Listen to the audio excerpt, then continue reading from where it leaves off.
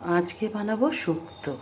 তার জন্য দেখুন এখানে আমি শুকনো খোলাতে 5 ফোড়ন আর একটু জিরে ভেজে নিচ্ছি। 5 ফোড়নে জিরে থাকে, তাও আমি অল্প একটু জিরে আর 5 ফোড়ন আলাদা করে ভেজে কড়াইতে কিছুটা তেল দিলাম, দুটো তেজপাতা, শুকনো লঙ্কা আর 5 ফোড়ন, তেজপাতা আর শুকনো লঙ্কা, 5 ফোড়ন, শুকনো লঙ্কা, তেজপাতা ভাজা ভাজা হয়ে গেলে তরকারিগুলো। এবার এখানে কাঁচা কলা, পটল, উচ্ছে, সজনে ডাঁটা, আলু, লাউ, মিষ্টি আলু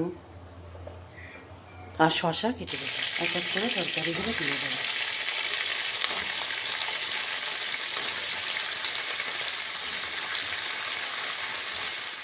এবার লবণ হলুদ দিয়ে অল্প অল্প ভাজতে থাকবো। অনেকে হলুদ দেয় না, আমি অল্প একটু হলুদ দিই, যেহেতু শুক্তো একটুখানি হলুদ দিয়েছি। নুন হলুদ দিয়ে ভাজাভাজি করতে থাকবো।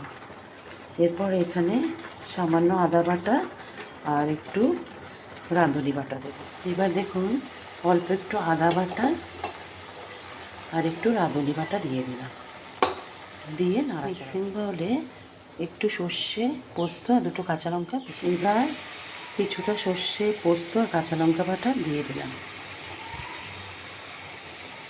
দিয়ে নাড়াচাড়া করব। এবার শুক্তোর তরকারিটা বেশ ভাজা ভাজা হয়ে যাচ্ছে। এবার এর মধ্যে দুধ দিয়ে দেবো। এই দেখুন এবার এর মধ্যে দুধ দিয়ে দেবো। এবার দুধ দেওয়ার পরে হালকা একটু সিদ্ধ হতে দেব। এখন একটুখানি চিনি আর আমি যে ভাজা মশলা করে রেখেছিলাম 5 ফোড়ন আর জিরের, ওই মশলাটা ছড়িয়ে দেব। এই যে বেশ সিদ্ধ হয়ে এসছে। এবার নামানোর আগে অল্প একটু চিনি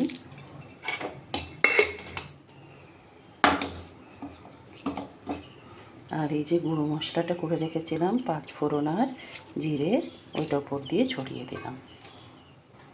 এবার 5 ফোড়ন আর জিরেটা ভাজা করে ওপর দিয়ে ছড়িয়ে দিলাম। এবার ভাজা বড়িগুলো দিয়ে দিলাম,